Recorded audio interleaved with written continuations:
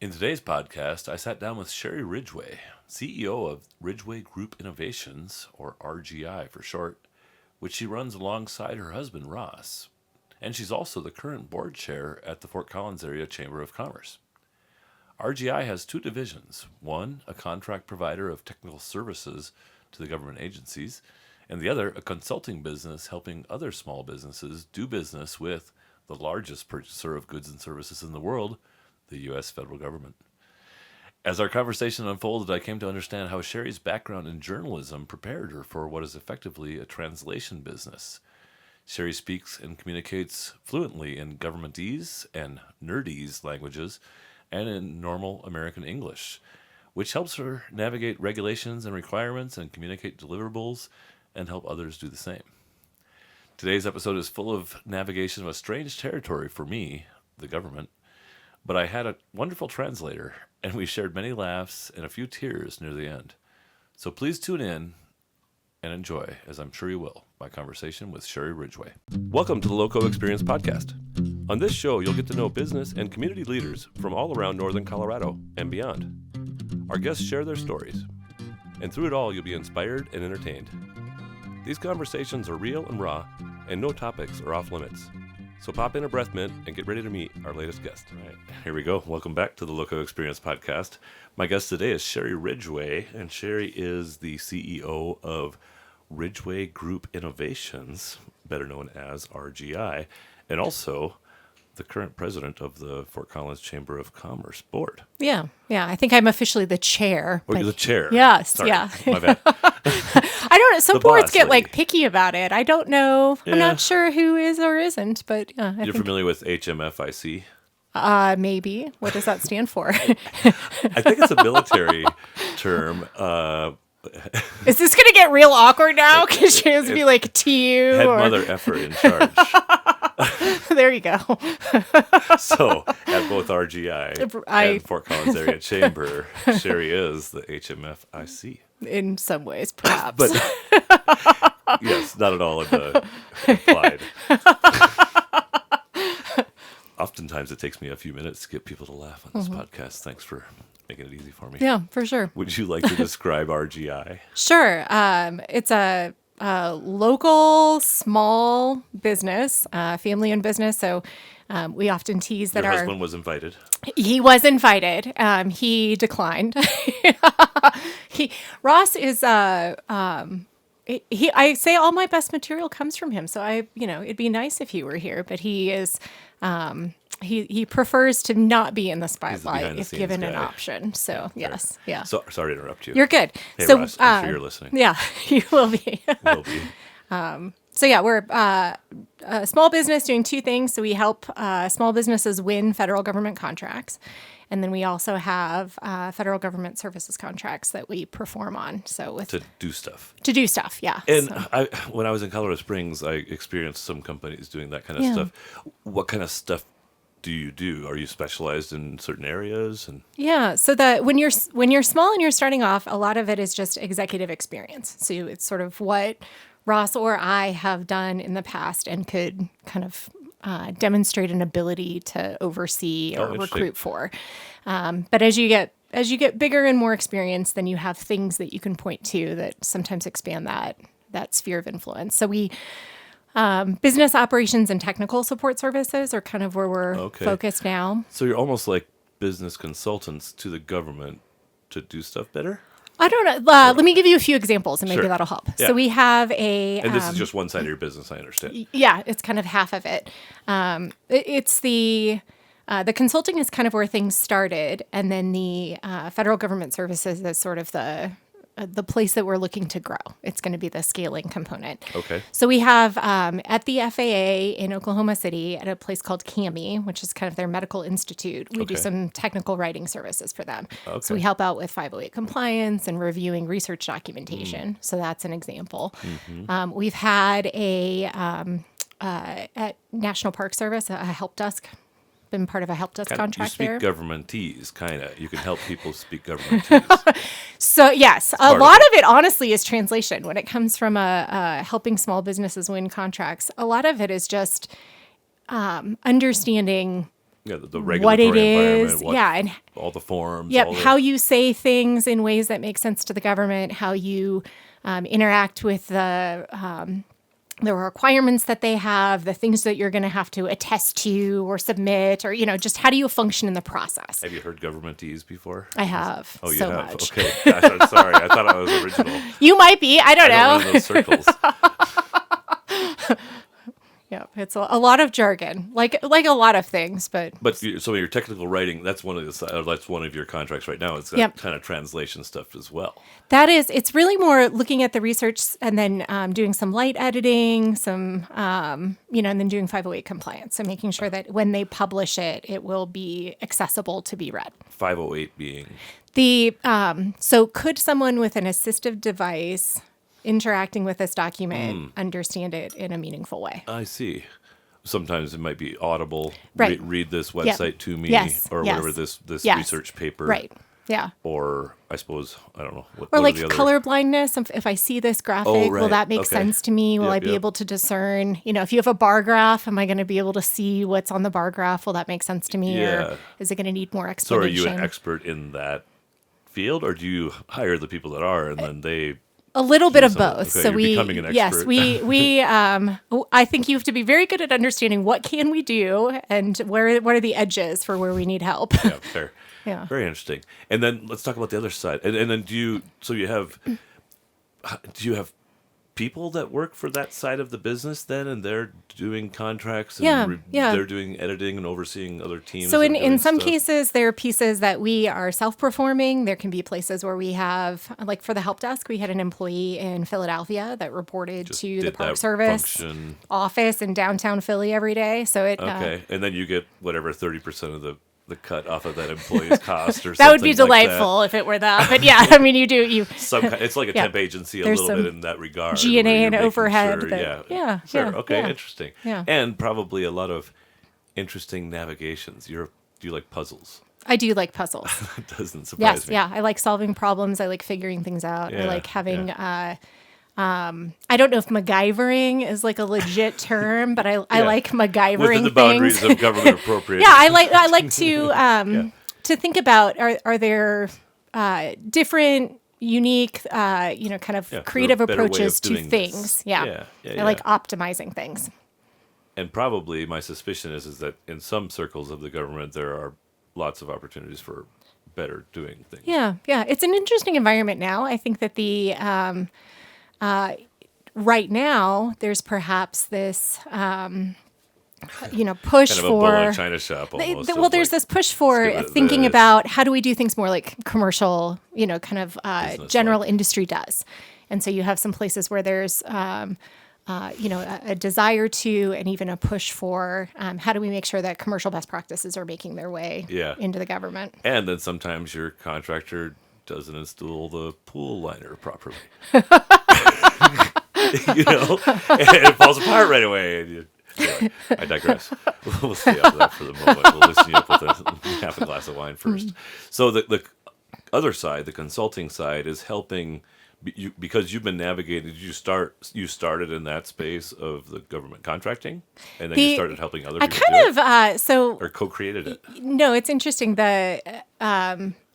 It's funny because my dad's an engineer, so you would think that like you go to college for a thing, and then you get a career in the thing, and then you retire 30 years later, and that's how this works. That was kind of the life These experience. are some of the projects I worked on and whatever. Yeah. Yeah. For me, it's I have a journalism degree, which is kind of interesting. I guess it makes me curious. That's probably the thing that carries through.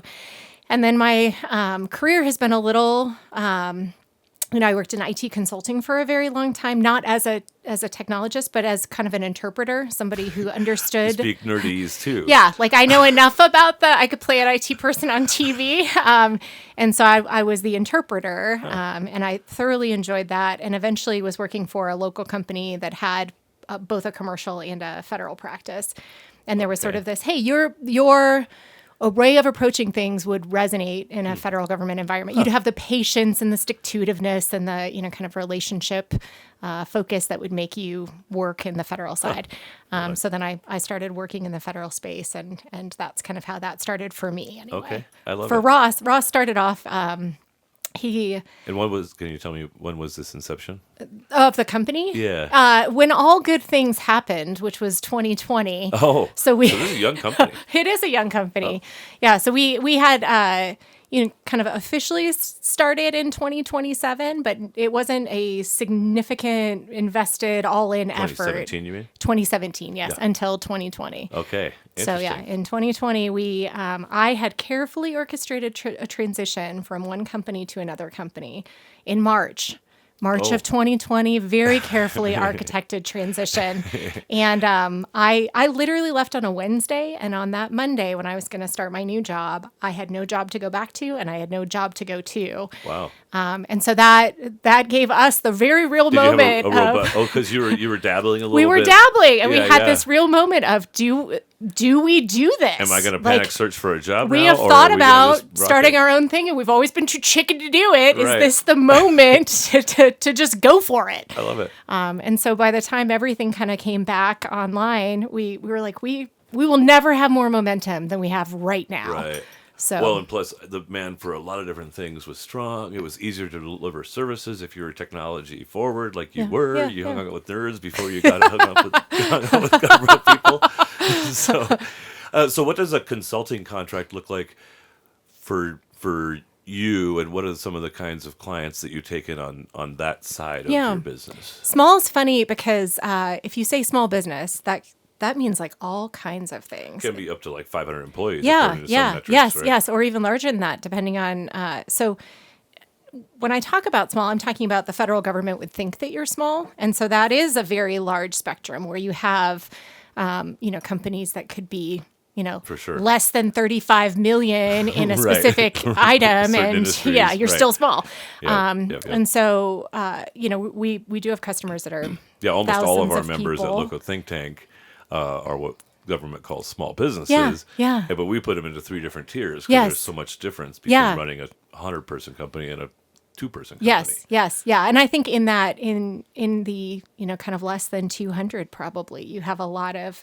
It is a very different life experience to have less yeah. than 10 or even 2 than it is to have 25 or 50 or 100. For and sure. on up. Yeah, you start to lose kind of touch with the front line. One person can manage 5 or 10 people. Yeah. You start to get up to 20, 25 even, and it's pretty tough. Yeah. So yeah. So that small business, you mean those? But I guess, do you have a kind of a favorites who you work with best, kind of things like that, or does it not really matter? It depends on what they're doing. Yeah. I guess let's talk about industries. What does the government need more of? Oh, so many. So they need so many things of all of the things. But we tend to. I mean, they're the largest purchaser of goods and services in the world. They're buying everything from lavender to Learjets, Sorry, I right? just vomited in my mouth. It's true, though. It's I true. believe it, I'm sure they are. And so I mean, Better than Amazon, I suppose. it's like all over the place in terms For of what sure. they need. We probably are. A lot of our customers are services contractors. A lot of them have sort of a technology orientation. Okay. But we also have like a manufacturing company here locally. So there's, Okay. It kind of just depends. Oh, Jason Page Mm-hmm. from Manus Manufacturing. They make like wing struts Yeah. for Boeing and stuff. Yeah. Probably some government stuff too, I would guess. But I think it's just for private industry. Yeah. But for them to like be able to make, I guess what is the government? Patriot missiles. Sure. Well, they don't have the tech, but Yeah. but those kind of gears. And so you would help them kind of navigate the forms, the contacts, the connections. Is it like open bids? Is it go on a website here? Or like talk to me about like what is it? I don't think LoCo Think Tank does anything that the government needs. Probably, I could facilitate conversations between divisions or something. Yeah, a lot of for us, a lot of it is it used to be. So I would say prior to the current administration, you had a lot more kind of federal curious people. So I think you had a lot of people who saw the federal government and felt like there's a lot of money in the federal government. I'm interested in that. Okay. I would say that you have less dabbling now. That you probably Right. have more people who are in the space right now are committed and kind of there on purpose They're because focused on- you'd kind of have to be. Do you have to be like do you have to like Trump to get contracts in the No. government? It's a big federal government. They're doing There's a whole lot bunch of people. things. They need a lot of stuff. Yes, He can't yes, be yeah. in charge of every porta Sure, potty. yeah. Well, and there's a lot of like just all the Cheyenne Air Base construction and stuff like that. Is that even kind of in that span of services, or do they have more like a general that's taking care of the big contract there?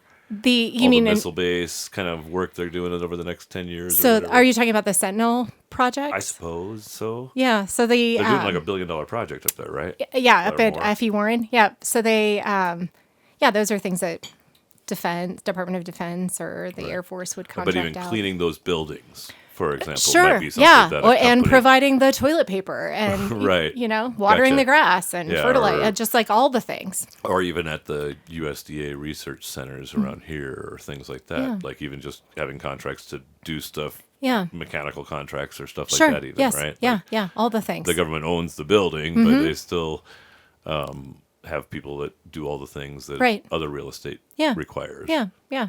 And sometimes you have, special projects or projects that are limited in scope that make sense to have a contractor do instead of a federal government employee. Yeah, so- for lack of expertise a lot of times, I suppose. or just flexibility. We're going to do this. We know we're going to do it for a season, but it has a scope, and Right, that yeah. scope, yeah, That's what I'm saying. Kind of there's a thing that needs to be done, but there isn't really a full-time job forever and ever here, and kind of the government is built on full-time jobs forever and ever. hey, it could be, but yeah, Historically, Yeah. before. Okay, so I guess, and tell me what Ross does. Like, I guess, and both. What's the CEO do in this environment? Also, what's Ross's what's his space? What's his yeah. space? Yeah. We have we are interesting. I think that it's unique to be partners in all things, so we're partners Right. in business, we're married, we have children together. And so that it's very fun to get to interact with each other in all of those spaces. And so there necessarily has to be a lot of things that we are on the same page about. Yeah. But I think it's helpful that in the Venn diagram, there's enough space that there are things that he loves to do, and I love that he loves that. And there are Right. things that I love to do, and he's like, I love that you love to do that. So, I think we have enough overlap that we get each other, Yeah. but Yeah. there's Is some he spaces. like finance and stuff like that? So he has a math and philosophy degree. So, Oh. yes, all of the numbers things are delightful. What do these numbers mean? If we need a spreadsheet, he's very all over it. excited to do that. He's very, he and I both, but he has kind of a unique process way of thinking about things. So he's Yeah. very process Yep, oriented, yep. and You're more the kind of visionary, relational person. I am, but he probably. is also. So Yeah. I think that we kind of share enthusiasm about that. It's interesting because there are some places where he. I think we challenge each other. So there are some places where he will sometimes push in ways for, new lines of business or new things that we would think about okay. that make me uncomfortable. Yeah, yeah. So definitely kind of you're describing kind of a paired horses yoked together. Yeah. In that fashion. What's his title? So he's president. President. Yep. And then And did you flip a coin, or how did you start it on the side and you were dabbling, and so you automatically or become the CEO, or how did you decide? yeah, we in part the Well, win-own business probably. You're probably a higher majority we are owner as an well. SBA certified woman-owned small business, Yeah, so that's 5149, is that get there, or how's that work? 55. 55, so Yeah. it's obvious, kind of. Yeah. But I think that in terms of some of the part of the pieces that I enjoy the, kind of people management component. I enjoy the customer relationship management. Not to say that these things are things that only I enjoy. Yeah. But I enjoy the, kind of the sales piece of things, the Yeah. being out talking to people, Yep, yep. kind of front man stuff. And so I think that made me kind of the CEO type. That makes sense to me. Yeah, Yeah. What would he say that you do the best? The best. Yeah. So you'll often hear people say, I wish I could be the kind of person that my dog thinks I am, right? I wish I could be the person that Ross thinks I am. That's awesome. And so, I don't know what he would say, but he's... A lot of nice things. Sounds Yeah. like. Yes. Yeah. There are places where I appreciate that there are places that we'll be doing something, and I'm not sure I can do that, but Ross thinks I can, and so I believe Therefore, you. I can. Yeah, I believe you. I will love step that. out, and I I will move forward because you think I can, and I trust you. That's super cool.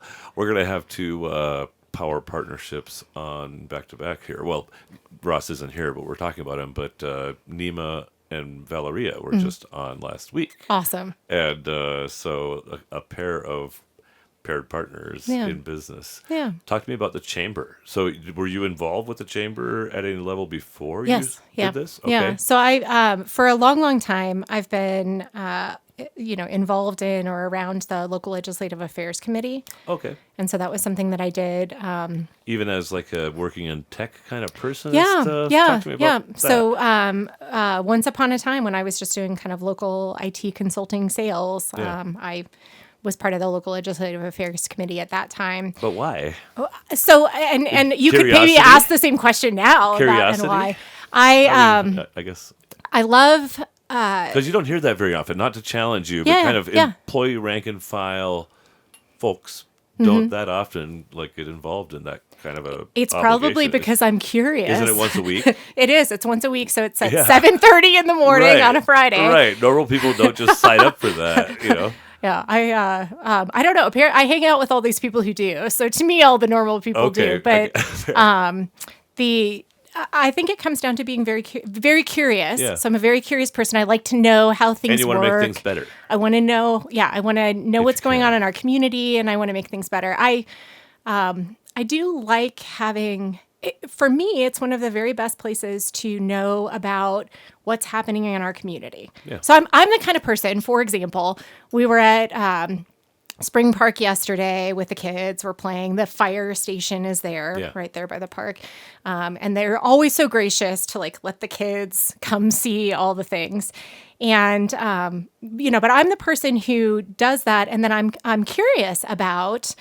I wonder what they're doing with their drones, to go investigate things. And I wonder what's happening with, so I download the Pulse Point app because I want to be able to be like, Siren, what is that? So, You've got kind of fear of missing out on almost anything. I just think I'm just curious. Yeah, I like to know what's going on. Yeah, if had I actually gone into journalism, I probably would have been like a beat reporter. Right, I would have been the person to listen to the police scanner and just what's happening? Let's go figure it out. Well, and it gives kind of an indicator to me of why we had so much resonance when we had that cup of coffee. Because I love all the stories, right? And the podcasts and the LoCo think tank chapter meetings over the years. And as a banker, hearing those stories about learning those business lessons is really significant. Yep. Yeah. So you eventually rose through the ranks and became on the board, and then everybody's like, hey, you're a real business owner now. That's cool.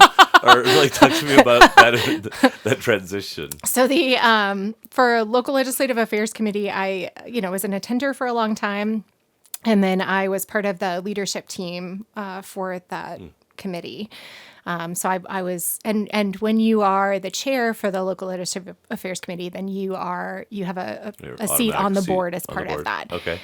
So that was, I guess, 2 or 3 years ago, I was chairing that. And so that was my first foray into being on the board. Because the committee... They spotted you on the board, and Ann was like, oh, I think I see our president after... I don't know. after Miles or after Josh? Josh. Yeah. No, I am honored and delighted and happy, truly happy to serve. So I'm grateful to be part of, something important for our community. It's fun to look at the legacy that the chamber's had over the years. Do you want to do a minute or two commercial for the chamber? Give listeners that, because a lot of us know the chamber upside down. I've been a member for 8 or 10 years probably, but a lot of people aren't even business owners, and a lot of my listeners aren't business owners. So, what is the chamber actually good for anyway? I think it is always in all communities a great kind of meeting place for businesses to interact with each other and to learn how to do things better together. Yeah. I think that being a small business, being an owner can be a very lonely space. And so it's nice to have people that you journey with. It's nice to have friends that you can band together with, that you can have honest and difficult conversations with. So I appreciate the opportunity to to work alongside people in different ways that I have tremendous respect for. And to learn from them. So I love that. I love the just the engagement. I think a unique thing that we do at Fort Collins is the engagement with the elected environment. So the city council and county, just staying informed about what's going on there, and then advocating on behalf of the business community. I think that's been a really important piece, and that's been cool to see. And do you have any stats? Sorry to interrupt. Yeah. Do you have any stats on the express lane thing? Because the chamber really spearheaded the whole third lane all the way to Fort Collins kind of thing. I don't. Like, you mean like how many people used it, and then when we started charging for it? Are we paying for it? I don't know. Because I used it all the time when it was free, but I don't really use it anymore now. Yeah. I would like to launch a formal inquiry into the chamber. No, as a consumer of that roadway, I think it felt to me like the express lane was the thing that was attainable. Yeah. I think that we really needed 3 lanes anyway. We may even need more than that if you're looking at capacity. I think that making incremental steps forward is important. It's the only way to do it, really. Yeah. Right? Yeah. I actually used the express lane the other day because I bought a dishwasher. My old trusty dishwasher crapped out after 15 years or something. And I bought one at the appliance factory outlet, but it was down in Broomfield. Mm-hmm. And, of course, my wife wanted it sooner than it could be delivered in a couple more days and whatever. Right. And so I drove down to pick it up, but I kind of got a late start, and then the traffic was way heavier when I left than it had been. So it saved my butt because I got there at 6:52 and they closed at 7. And for an extra $5.60 or something, I missed the worst of the traffic. Yeah, it's there's having grown up here, it's funny because in my head, everything is 15 minutes away, and so it's not true anymore. Yeah. But you also go down I-25; it's a very different experience than it was once upon a time. I think that I don't travel I-25 a tremendous amount. And so as a result, when I do, I'm like, when did all of this happen? And where is everybody going? In my head, everything is kind of 15 minutes away as well, because my wife and I live just, 20 blocks west of here or something. So I'm riding my bike around all the time. Well, and going to the chamber, which is across town for me, at 7:30 in the morning is not a good calibration tool because it reinforces this things are 15 minutes away, and that is not true. Good point. So, well, I appreciate your service there. I know that's not a highly paid position, unless you're dirty or whatever. Probably not. It's free. There really isn't any ways to be. It's not like a union. Poor Ross has to do more billable as a result. Exactly. Do you want to?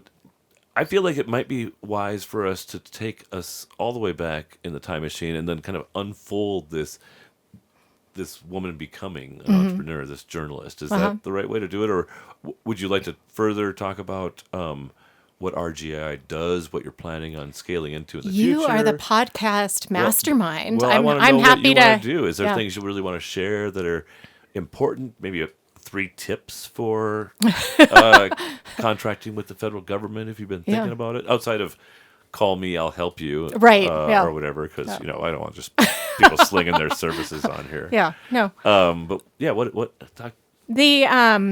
I could give you 3 tips. I'm also happy to do origin story or, whatever's of interest. We'll go back for the origin story, but we're going to go all the way back to 5 years old Sheri. Okay. Sounds good. And then we'll fold kind of. I had my first solo then.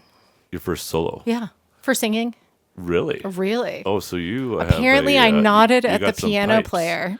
Did you didn't happen to listen to my podcast with Kelly Sage, did you? I did not. Because we a-cappella'd the Star Spangled Banner. Oh, did you? Together. Well, there you go. We had to swing the microphones way out because but I did not know that. Or did we discover that? No, I don't know that we have. I did not I attended a school of 50 kids, 7th through 12th. Yeah. I was the outstanding boy in the chorus, by 10th grade. Mm-hmm. But that didn't really matter there. Nobody ever sent me to stage or soloed. So you soloed in church? Mm-hmm. Yeah. What were you singing?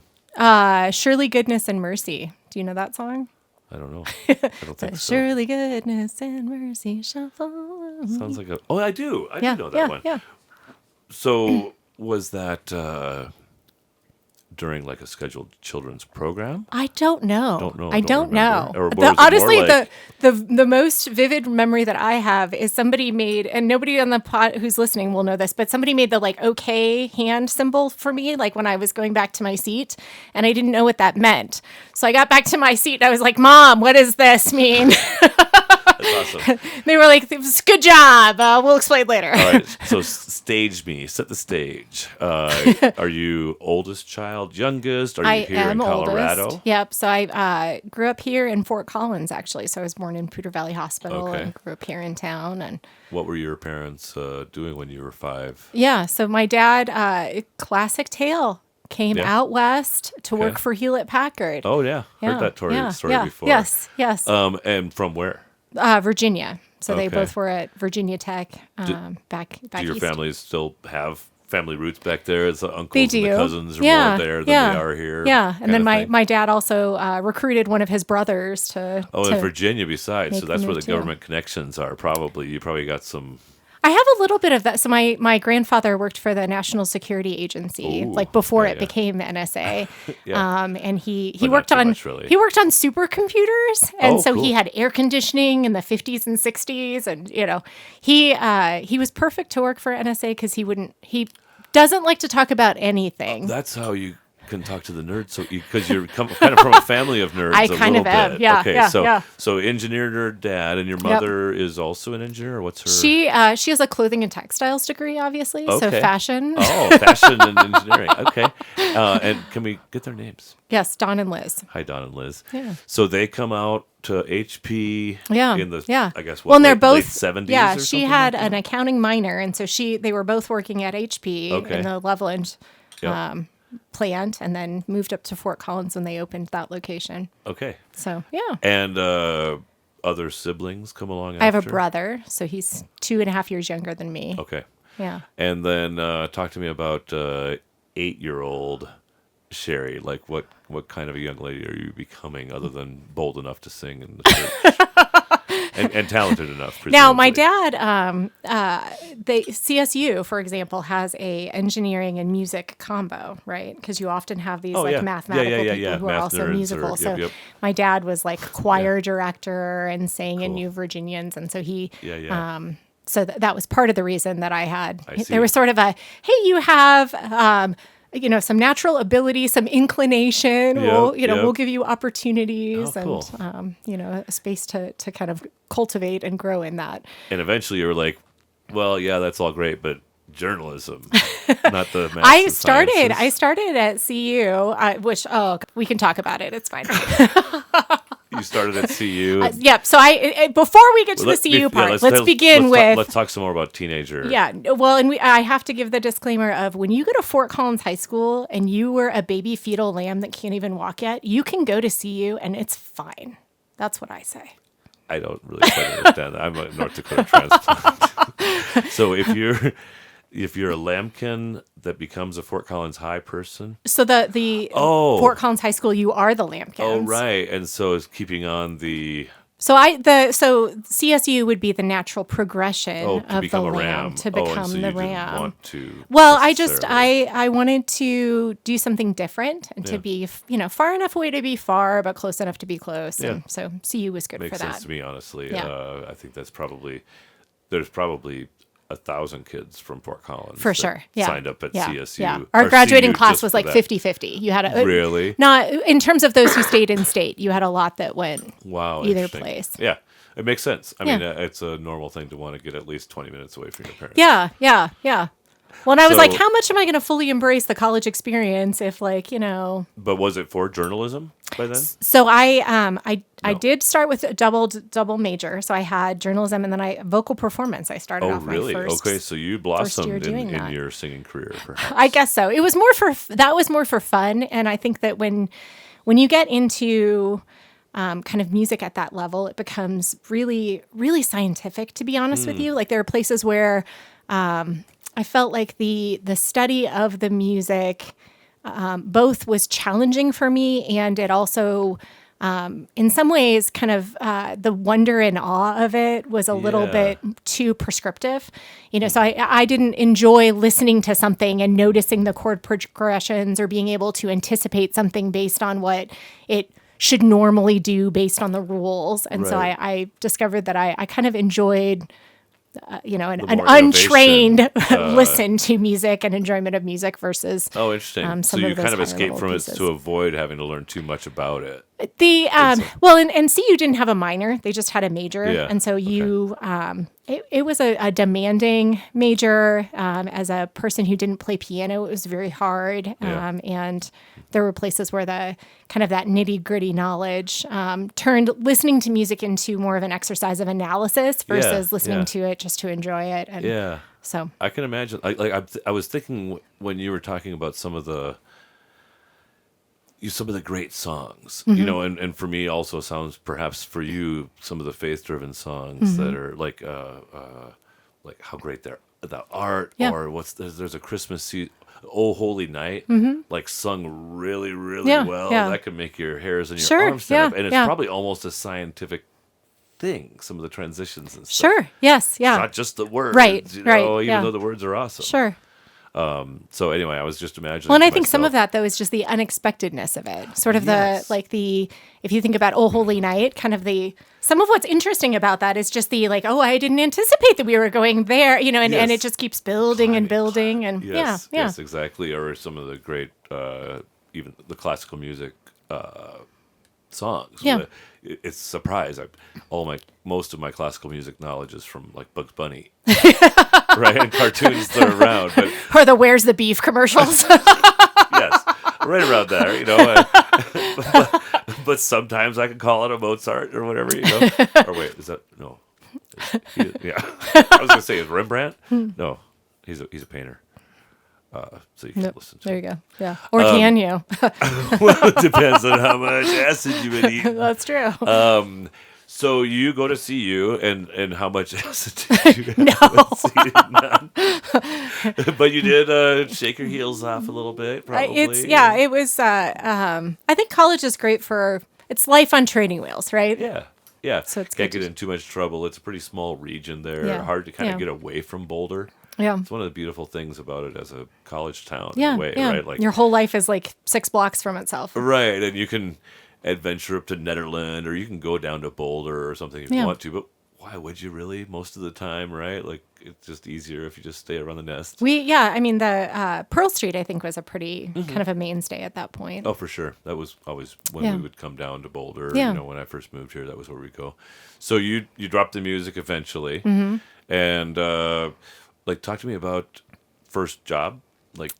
So I worked for a company here in Fort Collins. So I had I'd met my first husband back on Christmas break, and so I had gotten an internship to work for a local IT consulting company. Okay. I guess before that, even though I worked for a marketing company, because I had gotten. Okay. I was thinking, journalism. I'll probably do something that's like marketing and public relations. I think was where I thought I was headed. I actually thought about switching to advertising, especially kind of. Yeah, and so I was working for this marketing company. One of their customers was an IT company, and so I think there was that was maybe the place that I discovered. I have this ability to translate. I can understand what we're saying technically, and then I can say it in ways that make sense to people. And especially in more technical fashions. Straight marketing is a little bit of translation, but there's so many different demographics, different niches, different people, whereas in your case, you're kind of thinking about the general person receiving from the nerd or the government-ese translation. Yeah. Interesting. So, I almost started asking you how old you are. How old I am now? Circa me as you're progressing through your IT career. Is this like early 2000s in Fort Collins by now? So early 2000s. Okay, Yep. I moved here in '99. Yeah. And I think you're probably just 5 years younger than me, or maybe I'm decidedly middle-aged. So there we go. Yes, for another 10 years at least. And so. Now let's go back to dabbling, right? Because that was kind of, you were on a career path. You got into the legislative affairs committee kind of thing. Yeah. And then was it partly because of the chamber influence the interaction with government kind of thing, or It was really more working for a local company called ITX. you mentioned They're a little now bit. Stratus Information Systems is what they go by now. But I was doing IT consulting for businesses, Yeah. and then they had a federal government side of the business. Yeah. So they had And it's contracts like, with "You should do this." USDA and NOAA, and so who's the CEO there, was encouraging me to think about federal government, and so then I joined, kind of dabbling in that space I think it was after the acquisition. So he had graduated from the 8A program, which is the economically and socially disadvantaged, minority-owned, Yep. historically kind of designator, Yep. and had sold that federal side of the business Gotcha. to the Cherokee Nation. And so I've Okay, been yep. working for Cherokee, the There was a ton Native of American tribe. in Colorado Springs. There was a ton of Cherokee Nation owned Sure. construction Yeah. companies Yeah. and things like yeah. that. And there's a lot. Cherokee has a lot of just citizens, and so you have Right. things that are associated with the nation, and then you have Oklahoma, and then the Eastern Band. Right. And so, Well, and sometimes they then- would like acquire a construction company or a controlling interest in a construction company, but they get all the employees and get all the capabilities and stuff. Sure, Right. But then yeah. here's the ability to 10x your business by getting a bunch of government contracts, kind of thing. yeah, you have some interesting. That's its own unique little space within the federal government. Is the tribally owned, be it lower 48 or Hawaiian owned or that right? Alaskan Native. Yeah. Interesting. I imagine there's like targets for we want to have at least this much kind of commerce because they're like it's an interesting dynamic. Like, I guess are Native Americans full citizens? Do they vote in our elections and stuff? So sometimes you have dual citizenship, most often, right? Okay. But you do have in terms of the Like not a county election because usually the reservation. I'm not sure kind of how thing. all of that works. Yeah. Because like you have Tulsa, for example. So the Cherokee's kind of jurisdiction, they don't have a reservation. They have kind of a jurisdiction, Oh, and it's interesting. basically like portions of Tulsa. Oh, and really? so, that would be a place where you would have So they're the local law enforcement instead of the sheriff in that space. you would or have something. spaces where there's kind of some interesting interplay. Oh, so right? it's not as to- geographic overlap. It's more these kinds of cases. This or is something I don't have vast interesting. understanding of. Sorry, but I there don't know there are much about definitely any of it. places where you have this overlay of, kind of a, Tulsa operating and doing its thing as a Yeah. normal municipality, and then having this, Yeah. Well, and that's a Cherokee having city. jurisdiction and some of There's its own capabilities. State interactions. I'm just kind of interested in the kind of, I guess, the general interaction between the federal government, especially, Yeah. and the tribes. Yeah, well, and they're two sovereign nations interacting with each other, and so Right, that kind of right. creates a unique contracting space because it's more it's two sovereign nations who've come to an agreement about how to interact with each other versus, the way that industry would interact with the federal government. It's just Sure. a different kind of relationship. Yeah. Yeah. Get it. Where do we jump? Oh, so this fellow, your mentor, it sounds like of sorts, or at least, or yeah. for part somewhat inspirer. Sure. What's his name? Mai Tran is who Hi, Mai. kind of moved me into Maybe the you'll listen. federal I space. don't know. Yeah. Hope you're doing well. Yeah. And so that really got you're dabbling on the side for Yeah. a while, getting contracts to do some of this translation into government-ese kind of thing? Or the earliest stuff was to do what? Yeah. Like, what so can at you that dabble point, in? I was. How do you dabble? Well, and I had kind of transitioned from local commercial IT sales into federal government sales. Oh, I see. And so Okay. there was this So you had movement this over. network, kind Yeah, of built, and- growing network of contacts. And then this opportunity to both care for the customers that we had already in certain segments and then look to grow those segments. Oh, I see. It was a little bit like, I don't really want to mess with this, but somebody should take care of these people that we've installed for. and No. stuff? Not even that. Just as we grew, so Bruce Hopman and Mai Tran started ITX, Yeah. and then they came from WAPO, the Western Area Power Administration. Okay. And so that was kind of a natural tie back into federal government and understanding how that worked. Yep. And so they had both arms, both sides of the business, commercial side and the federal side. Yep. And as you scale and you grow and you get bigger and you get to a place where you've graduated from this program and you're moving forward, things are Gotcha. you're scaling at a place where it makes sense to have more people that are engaged in order to make that. And they didn't necessarily want to have you on their payroll doing that kind of stuff, but So I was an employee at this point. You were doing that for them on the payroll. Yeah, yeah. So so that was the dabbling, but you were making them money, kind of dabbling in it. I guess the probably cleaner way to say it was that was my first entree into federal government. But it wasn't like RGI didn't necessarily. Yeah, RGI collect didn't any revenues. It didn't exist. Yeah, right. Okay, that's what I thought he inspired you to start it and get some contracts on. I'm like, why didn't he just get those contracts or whatever?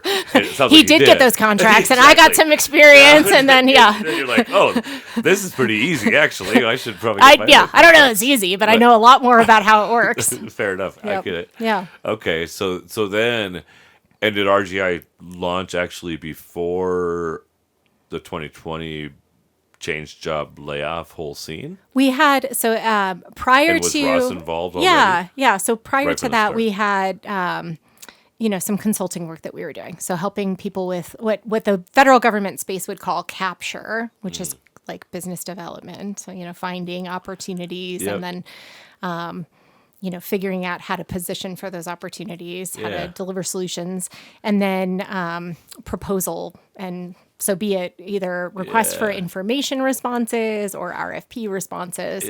And so that's kind of what RGI was in the 2017 to 2020 space. Got it. And then, we eventually had enough that we were like, well, I guess we should both go all in on this. If we're ever going to do it, this would be the time to do it. So he quit his job? Because I assume he didn't get laid off at the same time as you. Right, yeah. Right? So what was he up to? He was the dabbling. Primary deliverer of some of this, kind of RFP response So stuff. you were kind of like, I got a guy. Right, yeah. Ross is your I got a guy. Yeah. Like the best guy. Yeah. The best guy I can give you. And but he was also doing something else too, or he was your got a guy. He was your contracted guy doing that stuff. He was kind of the primary driver for RGI. And you're like, hey, Ross, if I get a few more contracts, you can work even harder. Yeah, there you go. And I'll even help you. So. And then I'll work at the chamber halftime. What do you say?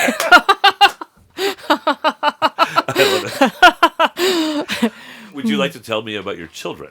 Sure. And when did they come along? And where did you find him? You had a first husband. I did. And yes. Yeah. Is that part of your children's? Nope. So Jeff died in it'd be 2012. So died by suicide in 2012. Oh wow. And then is that something you prefer not to talk about? Sometimes do. I wouldn't say it's my favorite topic, but I don't. I think it's an important part of my story. It's certainly I am who I am, and because of in part because of that journey. I'm sure. Yeah. I can't imagine the shock. I'm sorry.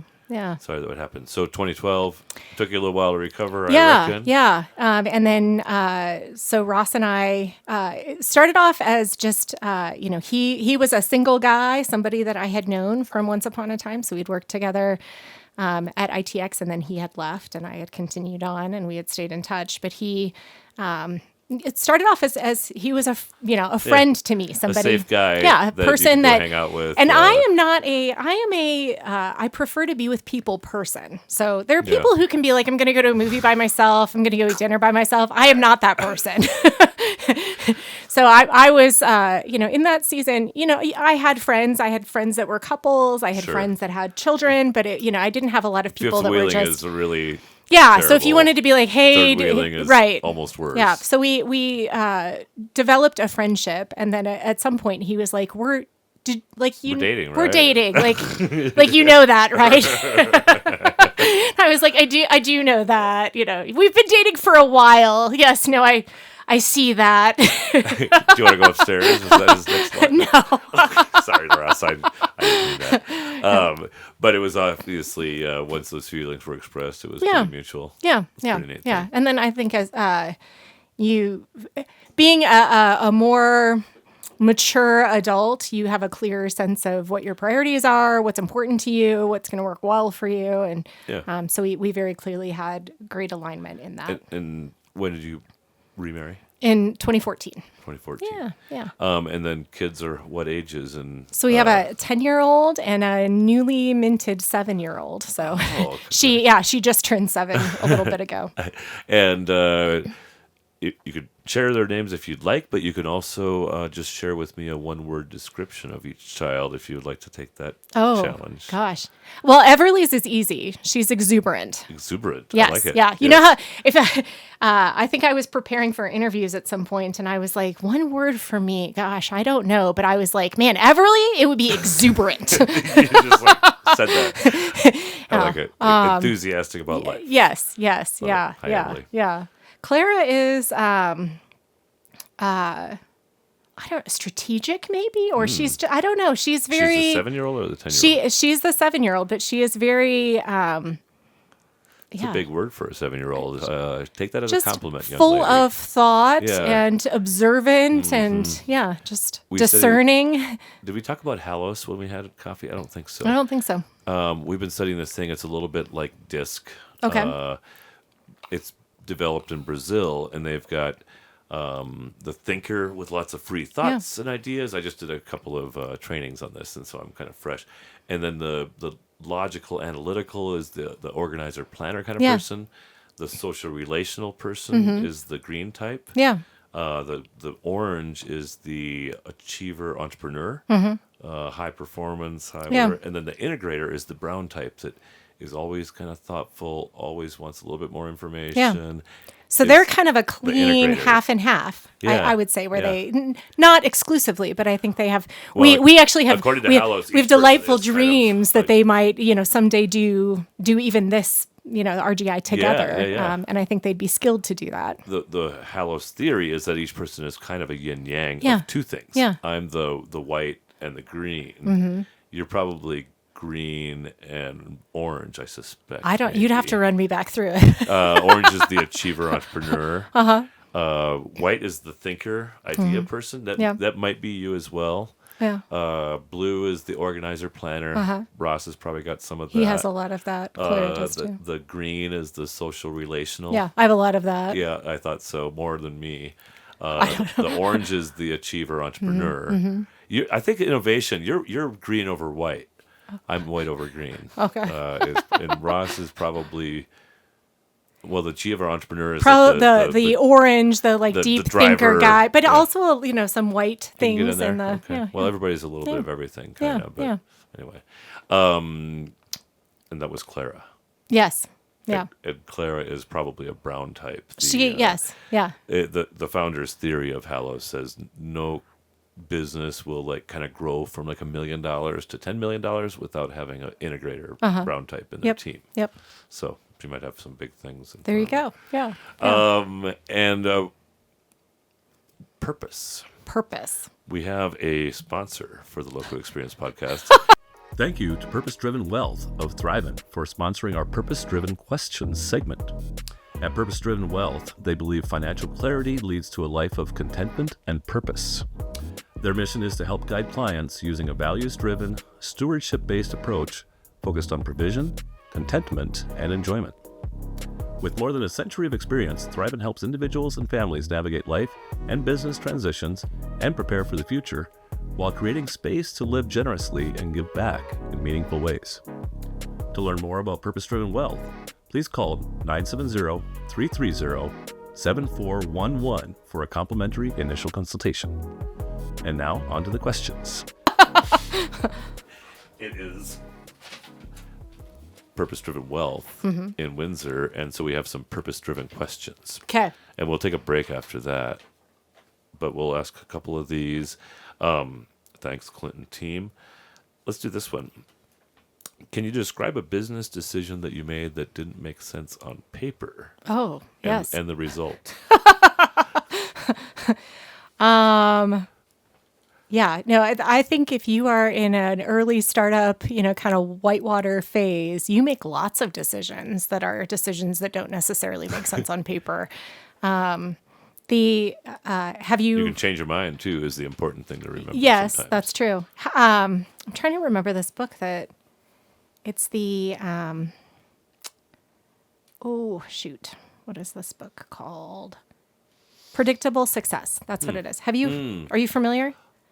No, but the book by Fred Rogers, The the founder of TrueSpace, basically says that if you can predict your revenues, you can be successful and grow as a company trying to scale. So this is kind of talking about you have kind of startup phases, and then you get up to a predictable success kind of sweet spot where everything's humming along, it's all working, like you've got, you're still scrappy enough that you're taking care of customers and you're mindful of that and you're attuned to that. But you're big enough that you have to have processes and procedures, but it's not overly process heavy. And so there's this like sweet spot here, and you can fall off either side of the edges. Yep. But yeah, I feel like when you're in that building space, they have a section that they call whitewater. And I'm like, a lot of entrepreneurship feels like whitewater. Right. Yeah. It doesn't feel predictable right now. Yeah. It feels like get to the shore or back to the boat. Yeah. So, I mean, I think that it's interesting because, because my dad and my mom both are very, very logical, very pragmatic. Dad had this, 30-year success at HP. That's one kind of experience. And so it's interesting having tremendous respect and appreciation and desire to hear their perspective on things, and having things that are our appetite for risk just is totally different. Much different understanding. Yeah. And so that's been interesting just to, to kind of just figure out what Ross and I, what our appetite is for pushing things, and how hard and how fast do we move into spaces. Well, and some of those contracts, like you can lose them too, right? Sure. Like you have it for a year or two, and then somebody else can like underbid you a little bit, or have more preference points somehow, or something, or more skill. I don't know what. Yeah. There's some P-win is kind of a big thing that people talk. The percentage win is something that they use a lot in the federal government space, and you have a wide diversity of opinions about how you would calculate such a thing. But I take a pretty conservative approach of, if it's your contract and you're doing a great job, it's still you versus the field. Yeah. Because it's, if you don't get renewed, it's your fault. Well, but also there are things that can, you can get undercut. They can change the way that they're, the government sometimes is interested in, we want to make sure that we're having the lowest price technically acceptable. And if you were operating in like a best value environment, I may not be willing to say to my employee, hey, you should take a haircut, or feel like it's smart for my business to take on that risk. Because sometimes it's the willingness of the labor to do the thing too, right? Well, and just my risk tolerance for, if I need to find a new person to do this, Totally. how easily could I recruit for this position at this price? Yeah. Interesting. Yeah. Hey, I never really thought about it in that way of like, I like to say like LoCo Think Tank is kind of a supply driven business, because we can only grow as much as we have like facilitators that are running chapters and doing a good job and whatever. And so I need to find those people first to grow. Mm-hmm. Yours is a little bit that way too. Like your skill in actually finding people to do some of these contracts is an integral part of the business, I imagine. Yeah. Yes. Interesting. Yeah. Let's talk about faith. Yeah. A little bit. Sure. You mentioned 5 years old. Yeah. What kind of church was this? It sounded a little bit kind of not like the Episcopals or the Catholics or something like that. A little more happy kind of style. But yeah, talk to me. Yeah. So a Baptist church is what I grew up in. Very good. Yeah. And you remain in that kind of space? Yeah. So we go to Life Point, and Life Point is, we used to be First Baptist. Yes, so that's what it was called when I went and did my Bible study fellowship classes at that church. So I've been in the hallways there a lot of times over the years, which was actually the earliest root of LoCo Think Tank. Okay. They invited me to become a discussion leader for, what was it called? BSF, Bible Study Fellowship. Sure. Yeah, and so they taught me how to facilitate over the course of a year. I was like, oh, this is pretty cool. 10 people are smarter than one person. And check you out now. Yeah, look at me now. Okay. That's awesome. So that was one of the areas of kind of an invitation to discuss faith. Has that been easy for your children to want to be a part of as well? Yeah. Yes. They do have a very, I've actually gone to a service there before, and they've got a pretty nice worship band, I guess you'd call it there. Yeah. Let's do one more of these. Kurt, sometimes I'm even singing as part of Really? that group. Mm-hmm. Do you have a certain rotation, like first Sundays? Or I Thursdays? no, not on whenever Landon schedules me. Really? Okay. I like it. I felt like I could sing for our church choir, but as a dude, like the dude that always leads worship plays guitar too, and so now they gotta like you just can't really have a dude singing with that. Like if you're a vocalist and you're a female. We're usually looking for more of that. You don't have to. You can shake the tambourine or something. But if you're a dude, you're almost expected to play the guitar. I am not multifaceted in like the. You don't have it either? I cannot snap. I can Oh, you barely can't like even if snap? we're clapping, it's like oh my goodness. I need to find somebody who's a good clapper that I can count on to be my Interesting. metronome. It's Okay. like I can sing, and if you're asking me to chew gum, also I've don't thought know. about trying the harmonica because it feels like it's kind of like singing through an instrument Sure, more so yeah. than actually playing it. Because I have the same trouble. My fingers are dumb. So anyway, Cole, if you're listening, I will sing for the worship band sometime, but you have to put me behind something. So I wouldn't know what to do with my hands. That's why I hold the microphone, Kurt. Duh. Yes. There you go. Sorry.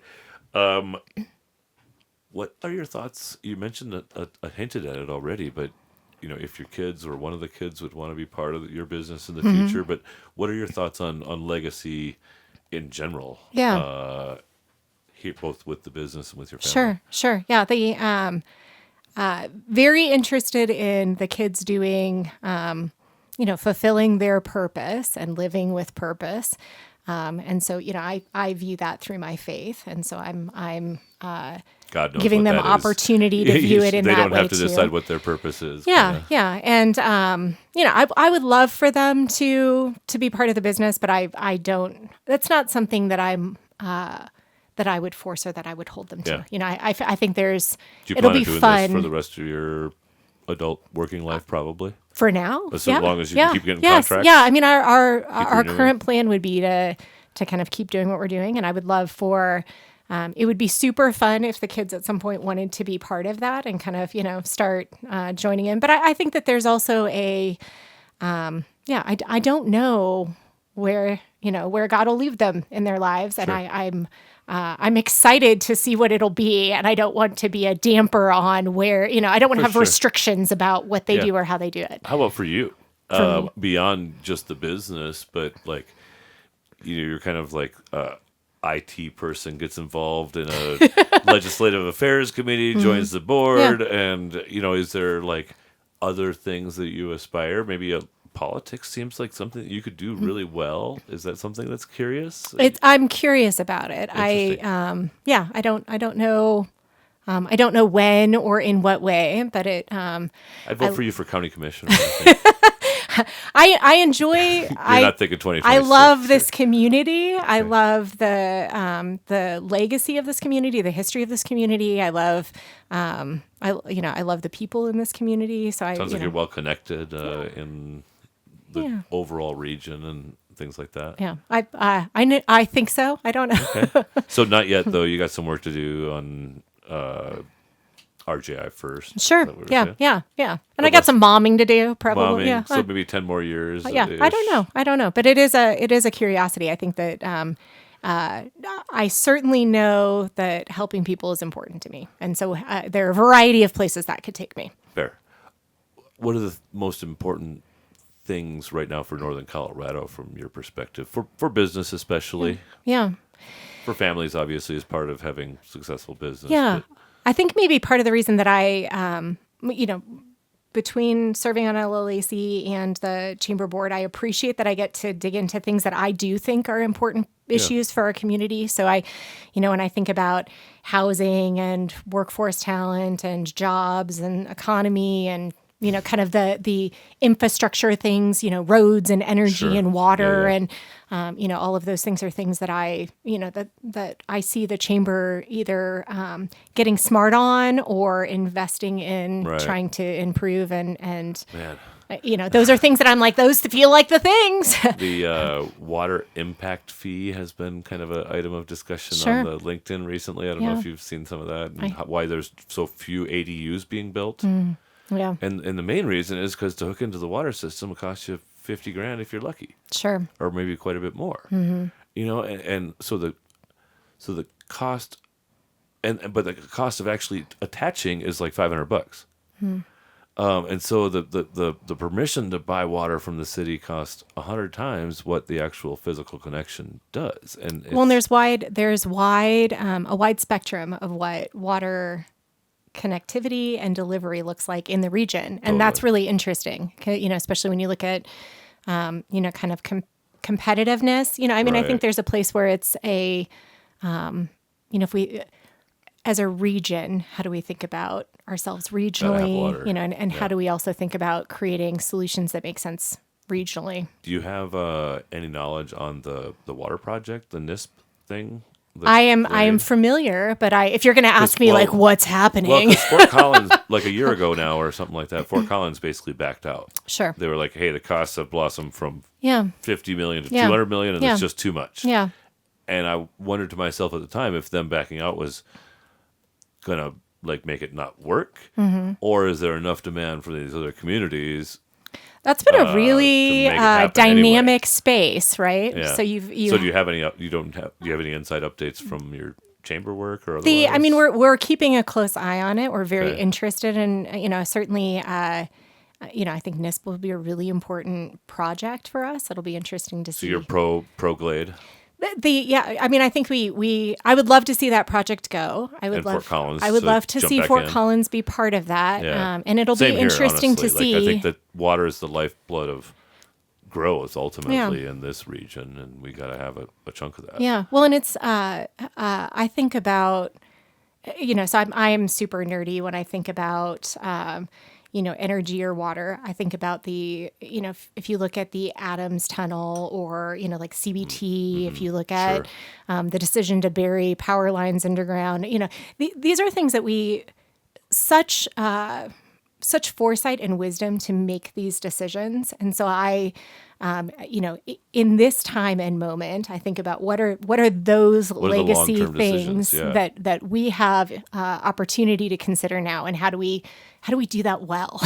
How do we have something that 50 years from now our kids are like so brilliant that they did this thing? Even 20 years from now. Yeah. Honestly. So I would love for us to make as many of those brilliant decisions as we can.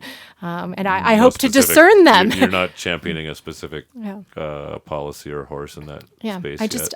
I just want us to be thoughtful and considering, you know, just thoughtful and deep thinkers about these things. Yeah, for sure. I do love that. You know, our power doesn't go out when it gets really windy. Yeah, that's nice. Yes, when it's really hot and windy. Yeah, Ross grew up in Oklahoma, and they, you know, when you're watching the TV, you can have like a Generac generator commercial every segment, and I love that as somebody who grew up in Fort Collins, I can count on a few fingers how many times the power's gone out at all. Same. Certainly not for any length of time. And so I love that I live in a community and I'm like, why would you ever need a generator? That seems ridiculous. Right. and not everybody has that feeling. No, it's true. We're very fortunate to and I hope that we are aware of, you know, just how fortunate we are. I'm inclined to take a break. Okay. Sounds good. We'll be back in a few. Okay. This episode is sponsored by LoCo Think Tank. LoCo Think Tank provides peer collaboration for business owners. We build smart, safe places to help business leaders navigate every stage of the business journey, and we love what we do and who we do it with. Our model features give-back-minded business veterans in the role of LoCo facilitators, and we're always looking for abundance-minded individuals to add to our membership, facilitator team, LoCo community, or to feature on this podcast. Listeners of this podcast who go on to become members of LoCo Think Tank get their 6th month of membership for free. Just mention the LoCo Experience podcast on your application. To learn more, visit our website at locothinktank.com. That's LOCO thinktank.com. And we are back. Awesome. Since we both washed our hands, I thought now would be a good time to try your podcast special guest sauce, the Crazy Ginger. Oh, nice. Now I want to look at this. You can get your Crazy Ginger at Matador Mexican Grill. Those nice. Guys whip it up for us and went through a number of taste testers before we locked on our favorite, which is about to be testing your palate. And love to have your comments once we get you can move the microphone away from your All right, face. cheers. If you'd like to. There. I took the bigger one. I'm just crunching right into my microphone. It's better. I had tortilla chips when they took a lot longer. These little just regular sea salt. So it's very flavorful to start. I am familiar enough with habanero to know that it grows on you. It will creep a little bit. There's a little ghost pepper in there as well. Yeah, well, it's very good. Any particular notes? What would you put it on? I like the sweetness. Oh, I like good. that it has some sweetness to it. Yeah. It's a good fish taco sauce, perhaps. Yeah. So get your crazy ginger at Matador Mexican Grill. And if you would, please, Sheri, would you describe for me a crazy ginger in your life or a history? Crazy ginger. Yeah. Any kind of a redheaded person that's... Ross is kind of a strawberry blonde. Oh, he so, is. Yeah. But he's not very crazy. He's kind of organized and analytical. He does challenge you. He I suppose. does, yeah. And he thinks you hung the moon. Right. That's a little that crazy. makes it right. It's real crazy. That's straight crazy talk right there. So no particular ginger. I had to actually.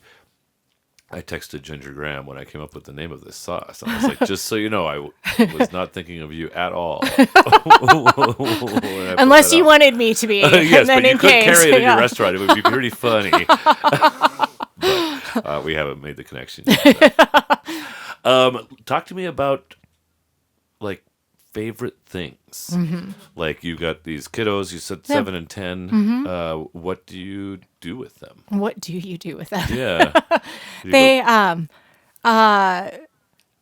we love playing games together. Okay. We love musical things. We Is love there particular game endorsements you would like to share?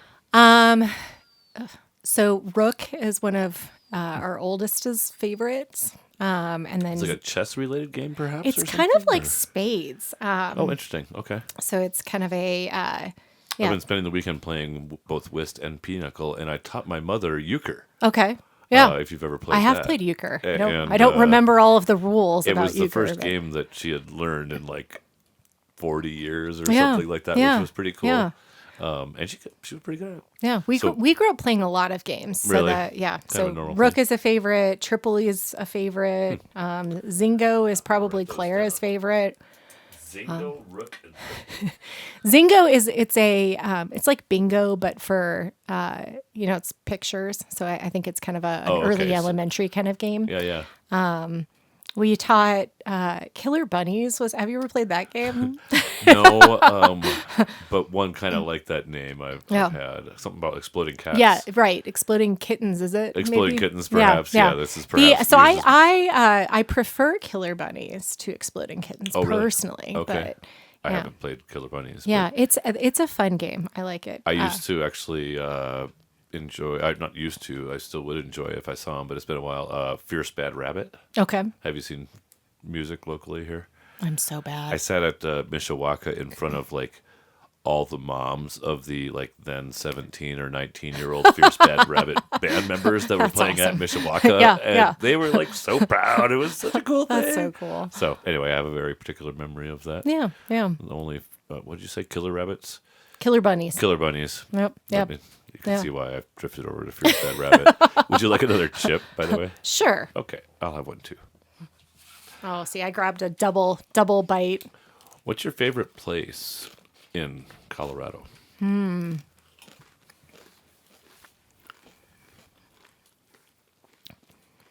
Maybe so if you backpack up over Flat Top and you drop down into the valley coming into Grand Lake, Yeah. there's a campground there called July. And they have you get kind of tucked enough into the mountains that you see more stars than you ever knew existed in your whole life, and it's amazing. So it's shielded from the lights of Grand Junction Well, and all of it's kind of shielded from all of the Front Range. And I don't even know if it's necessarily one of the kind of dark sky places of the. But one of the things. But yeah, I mean, because you go to Estes Park and you're like, oh, you can see the Milky Way just looking. Sure. And so that was just a distinct memory I have of really seeing the stars, where you're like, there are so many. Love it. So I'm nerdy enough that I have the What's Up podcast that I receive from NASA that tells me what's happening, and I have a telescope. And anytime the Northern Lights happen, we are out there looking at it. I get notifications on my phone. That was cool. Was it just last summer? Yeah, they were like crazy if you drove north of town low We've ways. had a few times, kind of in recent history. So have you ever been up to Long Draw Reservoir? I have. That's kind of my darkest sky kind of space almost. Yeah. That I've well, although, you can kind of get the Front Range light is drifting in because you're so high up there. Yeah. Well, and even on Trail Ridge, you have to be really careful about if you're stargazing, because you have a lot of the ambient light Front Range drifting that'll over drift kind of in. thing. Yeah. I wasn't aware. What's your favorite food? Mexican things. I don't know. Tacos. Perfect. It's a good setup. Because this is kind of a Mexican thing. This is WizCal. We eat, kind of tacos and tortilla chips and, Fresh salsa. tortillas with all the things pretty Do you regularly. have hobbies? Oops, this one will be mine because you said I want a small one. Reading is a newly rekindled hobby that I have. So this is from our spirit sponsor. Thank you to Seed and Spirit Distilling. It's WizCal, available at many local liquor stores, and soon, maybe less than a month out, the former Funkworks will be a tasting room as well as like oyster bar and different things over there. Very so cool. Check that out soon, and then share your thoughts.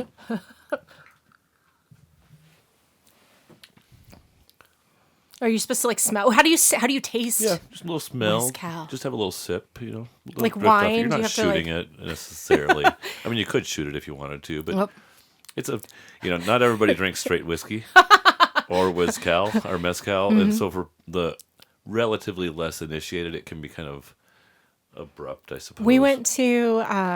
Are you familiar? Swish it around in your mouth a little bit, like the sommelier would. We went to a whiskey tasting, and they were basically saying that the first sip, your body is like, "What is this? Get this out of here!" And so you have to wait for second and third sips to really like discern what you're tasting, because you have to get over the shock. Well, especially for people that don't really drink straight alcohol, or whatever. We went to a rum tasting in Barbados, and Jill went in the first one or two samples. She was like, "Ew," and by the time we left, she was like, "I love rum." It might have been an internal processing part of the conversation as well. But even still, I can still buy Mount Gay rum, and she's like, "Sweet, I like that." Well, and I think that there's having an association with something can be very useful. Yeah. So Do you have any tasting notes? We were talking outside about sommelier things and our rudimentary sweet sour. Can you taste the smokiness? I can. Mezcal? Yes. And being I am a firm wood burning fire believer and lover, and so I appreciate a little smokiness. You guys have one at home? We do. Oh, yeah. A fireplace or a wood stove? Yep. And I get a cord of wood every year for my birthday. Nice. We also have a wood burning stove in our old town home, and thankfully I've got all kinds of sources of. Yeah. Oh, you want to help me clear my property of deadfall? Yeah. That's your firewood, sure. Yeah. It's so nice. Yeah, I like the life, kind of the breath of a real fire and the crackle and just the character of it. Like a kettle sitting on top of it and spewing a little moisture into the air, and slow cooked short ribs. Yeah, see, there you go. Foodie as well. I enjoy food. I don't know. We are so eclectic in what we cook that I thought it was all Mexican mostly. Well, we do a lot of that, but I'm fearful that my children won't have. So, like with my mom, we have very specific things that are like mom made these things, right? And I'm kind of like, wait, I'm not sure that we're gonna. I'm so You've got, like, eclectic with 60 what we different things do. that Yeah, you that I'm make. not sure. Like, oh, you know what? Bonnie mentioned this thing. I'm going to try it. Yeah, probably like biscuits and gravy, Oh. or like we do biscuits and chocolate gravy, which is see, this is the reaction I always What? get. I had biscuits and gravy over the weekend. My sister-in-law, Jamie, is arguably the best biscuits and gravy maker yeah. I know. Yeah. And Wow. she served them up, and they Yeah. were awesome. I Yeah. ate 4. Yeah, so we do a lot of biscuits and gravy. That's probably, although my children, so Ross's family, that's where the chocolate and biscuits came from. Yeah, talk to me about chocolate and biscuits now. So you'll have to try it, because if you try to explain it, then you're like, what are we talking about here? We talk about regular biscuits, like from Regular, a like, can, yeah, bake them, yeah, just the yeah, same ones yeah, that you might or do drop for, biscuits. or make your own. Yep, Yep. either way. And then it's kind of like, have you had like chocolate cream pie? Mm-hmm. Yeah. So it's the kind of the flavor of that, but like it's the consistency of gravy. So we call it chocolate gravy, but it has like the flavor of like a Cold or chocolate warm? pie feeling, and it's warm. Okay. So, but if you ask my kids, do you want biscuits and gravy? They assume we're talking chocolate biscuits and gravy. And like, can you? Is it like kind of a butter and flour and then cocoa powder kind of a situation with some milk, probably? Yes. Yeah. Vanilla, butter. Yes. Okay. All right. Yeah, vanilla. All right. I think I can make it. I can try it. Text me. Just give me the rudimentaries. I don't follow recipes, but if I know how dark the roux needs to be before I put it in the chocolate. Yeah. I'll be So all it's right. kind of pie filling like, but a little more like, Yeah. gravy consistency. Well, and my family ate a lot of stuff, creamed stuff on toast. So cream sausage on toast, cream spam on toast, cream hamburger on toast, cream what's the chip beef on toast. This is a Gravy vast with stuff in it. It was a common denominator for a lot of meals. Yeah. Fair. Let's do the LoCo experience. Are you ready? Sure. Craziest experience of your lifetime that you're willing to share with our listeners. Yeah, and your children will probably listen too. You get too crazy. probably often get like that's so funny, or wow, that's so great. Sometimes near death experiences, or traveled in Europe for a semester, or weird things. Whatever. Right. Truthfully, my husband dying by suicide is the thing that I think about as being like, that's probably the craziest thing. For sure. But how much do you want to share here? Is that any? Sure. Yeah, Okay, we can talk about it. Like, I was thinking about. I didn't even think about like saving it for the LoCo experience, if I'm honest. But I was thinking 2012, maybe like affected by the economy or something like that, the stockbroker things or something, or maybe just like my family has had some mental illness sometimes, and one of my friends just died by suicide about 2 months ago, Matthew Fugate. Yeah. And I'm sucks. so sorry. It does suck. Yeah. I've cried over his death more times than I'd want a person to know. Yeah. Well, and I think it's hard because if you're healthy, it doesn't make sense to you. You're like, I do not understand. And I think that's a really good thing. But it's hard because you're like, I don't understand. How do I explain this thing I don't understand? Yeah. And I think it's also hard because there's this wrestling with the, kind of the crazy bouquet of emotions, because there's sort of the, I love you, I care about you, I miss you. I'm so angry. Yes. Yeah. And it's kind of all of those things. How long have you been married? So about 10 years, not wow. quite. So yeah. And like, had he been erratic for a while and stuff, or was your relationship challenged? He was very incredibly smart and incredibly capable, and was kind of this self-made man, bootstrapped, kind of. In business for himself, or what was he No, so he put himself through auto tech school and was doing that, and then he pursued a degree at CSU and went to through construction management and was working in that field for a while, and had done some entrepreneurial type things, and had gone back to construction and doing estimating, and just very, very meticulous and detailed, musical, and so he held himself to a very high standard and held the people around him to a high standard. And so there were places where that was great, and there were places where that was hard for him and hard for other people too. And I think just struggled in ways that he, wasn't, maybe struggled in ways that he didn't feel comfortable struggling. And so I think he mostly struggled to ask for help. So he, I think almost culturally it wasn't allowed for yeah, him to ask for help, he had a was- tremendous amount of pride, and which is wonderful in the right applications. But I think in this case it was, there are places where I think he would have really benefited from a willingness to receive help, a willingness to acknowledge a need for help. So it's hard to watch a grown-up struggle with those things and to know I can love and support, but you have to want to change, and I can't do it for you. I can't change you. And that's a tough place So he to was have kinda to. in a depressive state kind of for a while, struggling with relationships, whatever. Yeah. Well, and he would,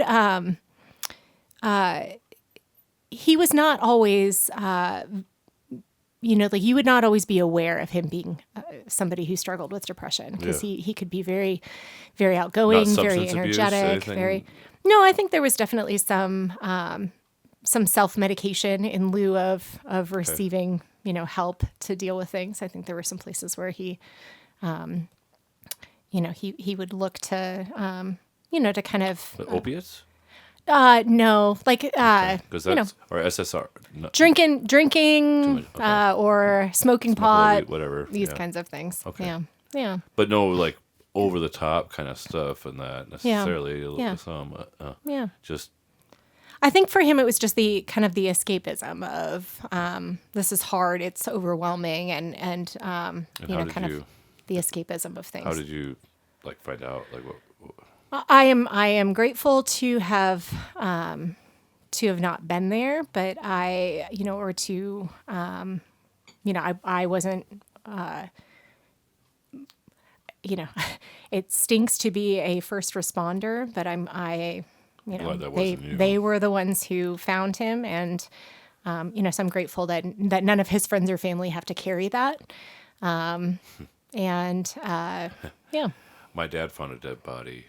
Yeah. I forget. He was like looking for an easement to try to get like some farm drainage tile past. Yeah. It, and he went to this guy's house and it like he met this guy like once when he talked to him the first time about it kind of thing, and it shook him. Sure. Yeah. And so I can, so I sympathize with that, finding somebody, but more so like, gosh, you're just, here we go. Yeah. Yeah. It's, you think about I think we've all had experiences in life where you have that kind of like, tunnel vision, whoa, kind of experience. And I mean, I think that, How did you do with it? Did you go get counseling and things as well? Yeah. And I think that, for me, that was when, as a grown-up, my faith became real because Really? I needed it. I think that up until that point, life was, I had always kind of encountered things that I could handle, or I felt like I could handle. I had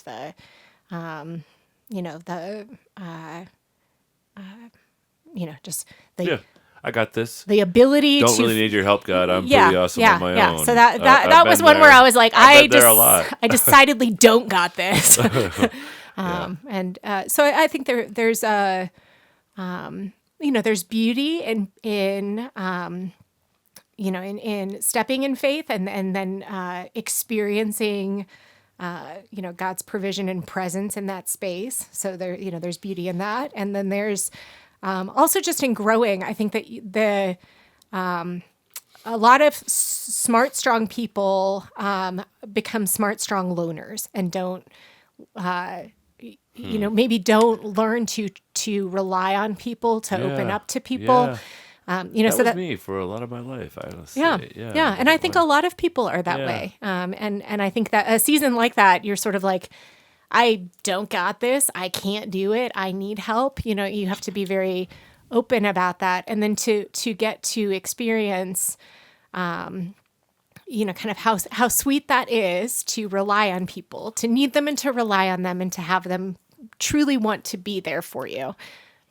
I experienced probably the 10th really significant silver lining event of my life this spring.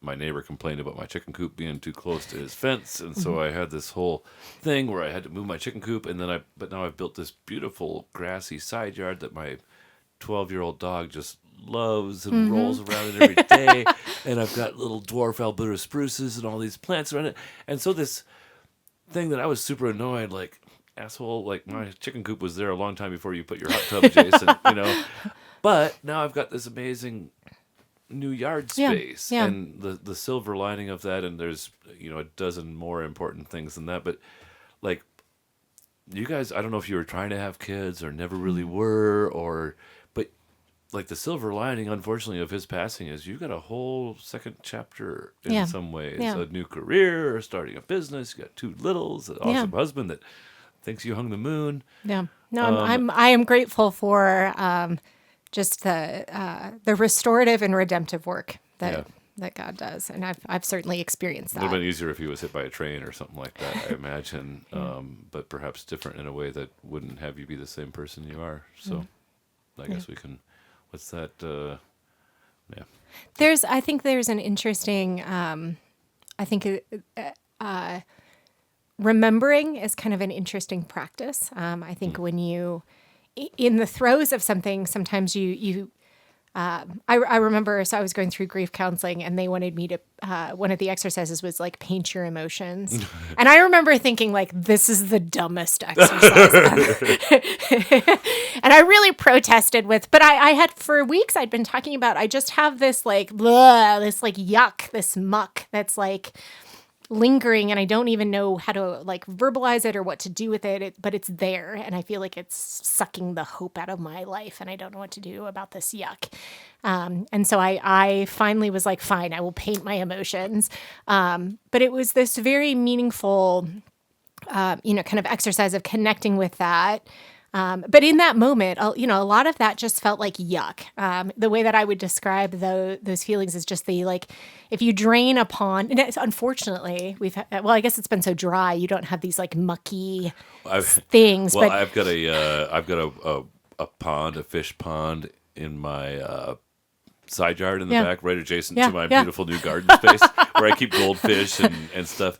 And then on the top of that, I've got another pump that flows into this little bowl, and it overflows. And and that's where my little stone froggy is. He's sticking out the top. Yeah. And when the filter needs cleaning, I can take my finger on the inside of that it's bowl, that sludge, and that yuck, yes. and that muck, that black oozing goo. Yeah, that was the feeling. And that felt like the prevailing feeling. But it's interesting, in years and seasons. From that, to be able to see, to see God's protection, His provision, His presence, even in those places where at the time I would have been like, there is nothing good in this situation. But it's interesting, you get years out and you can see very clearly there were places that, God was present. He was faithful. He was good. 5 years later, seasons. You had a new little baby. Yeah. Basically. So I'm grateful for that. And I'm grateful for the, bless his soul. In journeying back, that you can see that. So probably like the worst LoCo memory of time. That was actually, I can't wait to send this to my the fiance of my friend that committed suicide. It'd be like, listen, as people go through this, you can do it too. You're awesome. Yeah. It's been a while since I've been this teary-eyed at the end of the show, but I think that's what gets all the good ratings. Thanks, Sheri. I think you're very special, and I'm thankful for sharing your time here today. Yeah, thanks for having me. Right. I appreciate it very much. Godspeed. Hi, this is Kurt Baer, host of the LoCo Experience podcast and founder of LoCo Think Tank. Every week, I explore intimate conversations with business founders and leaders, and so I hope you'll join us this week and every week for the new episode of the LoCo Experience.